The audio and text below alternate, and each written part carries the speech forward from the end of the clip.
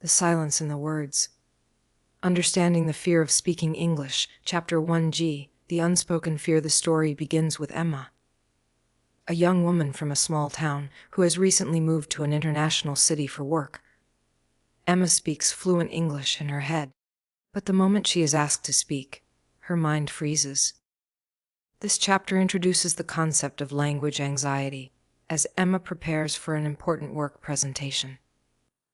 Despite her preparation, she struggles to string words together in front of others. We dive into her internal world, her fears, self-doubt, and the feeling of being judged.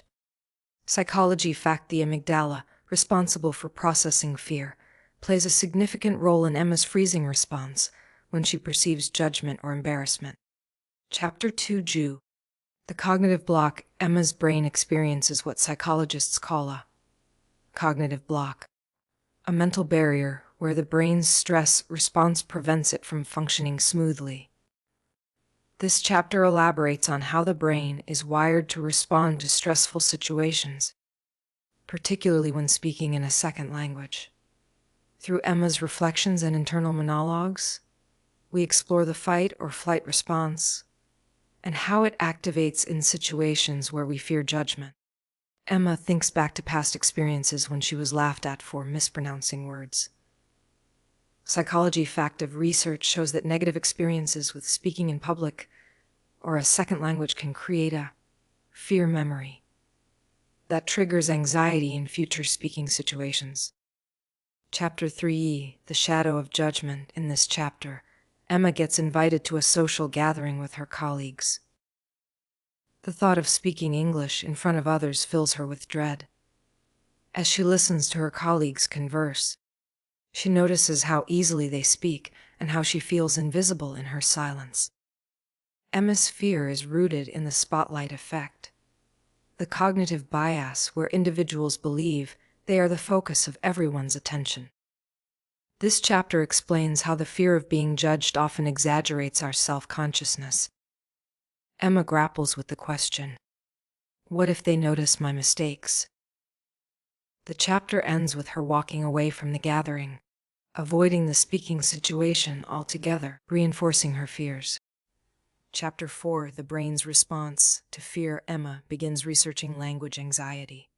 She discovers neuroscience studies that explain why the brain freezes when speaking under pressure. Her research shows that when we experience fear or anxiety, the prefrontal cortex, responsible for reasoning and decision-making, is less active, while the amygdala, responsible for fear, is heightened. We see Emma trying small exercises, like reading out loud in the privacy of her apartment, attempting to slowly desensitize her fear.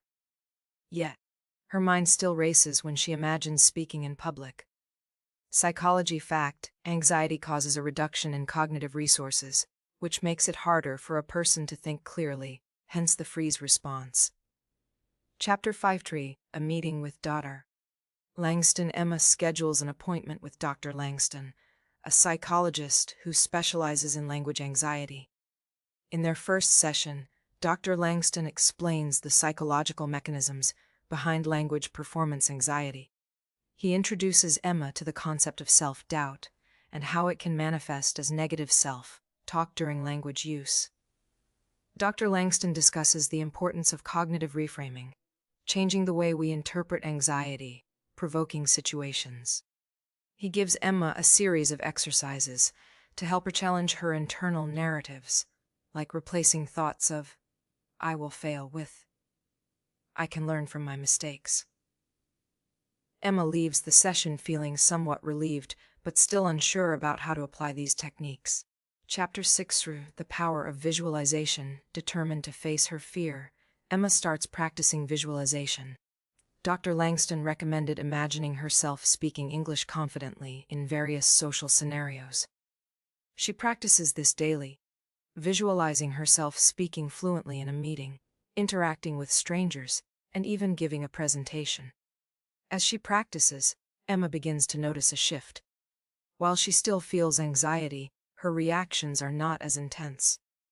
She has learned that visualizing success can activate the brain's dopamine system, helping to reinforce positive behavior patterns and reduce fear. Chapter 7 Cree. The importance of small wins. After practicing for several weeks, Emma gets a chance to speak in a low pressure setting during a team brainstorming session. She is terrified, but she reminds herself of the breathing techniques Dr. Langston taught her: slow, deep breaths to calm the nervous system. To her surprise, she gets through the session with minimal anxiety, and her colleagues respond positively. This chapter explores the power of small wins, how taking small steps and celebrating them can slowly change the brain's perception of the task and reduce fear. Emma feels empowered by this success, but the fear isn't entirely gone. Chapter 8 True Breaking the Cycle of Negative Thoughts. Emma continues her therapy sessions with Dr. Langston, diving deeper into her thought patterns. She works on identifying when she is engaging in catastrophic thinking, a pattern where she imagines the worst possible outcomes. Emma learns to challenge this thought process and replace it with rational thinking. Even if I make a mistake, it's not the end of the world. Dr. Langston also introduces Emma to the concept of self-compassion. She learns that treating herself with kindness, rather than criticism, is crucial to overcoming her anxiety. This chapter highlights the importance of being patient with oneself during the language learning process. Chapter 9 True. The turning point. Emma is faced with an unexpected challenge, a sudden presentation at work. The morning before the presentation, she feels the familiar anxiety creeping in. However, she draws on all the strategies she's learned: deep breathing, visualization, positive self-talk, and reframing negative thoughts. During the presentation, Emma stumbles a few times but catches herself, smiling through the mistakes. The audience is supportive, and she finishes the presentation feeling accomplished. This chapter emphasizes how the fear of speaking can be reduced with consistent practice and psychological tools. Chapter 10. The New Confidence. In the final chapter, Emma reflects on her journey. She has learned to approach English speaking with a sense of calm and confidence. She no longer views speaking as a threat, but as an opportunity to connect with others. She has successfully rewired her brain through consistent practice, positive visualization, and self-compassion. Emma's transformation is complete.